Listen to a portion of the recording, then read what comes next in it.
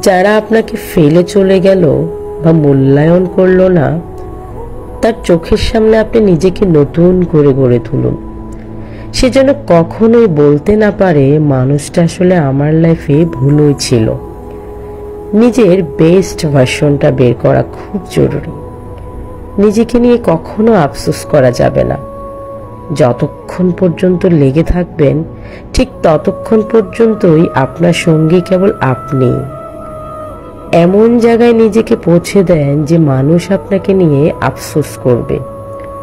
যারা আপনাকে কষ্ট দিয়েছে, ভুল বুঝেছে, বিপদে ফেলে চলে গেছে, তারা যেন সব সময় মনে করে মানুষটার সাথে অন্যায় করেছি, আর এটাই আপনার সার্থকতা।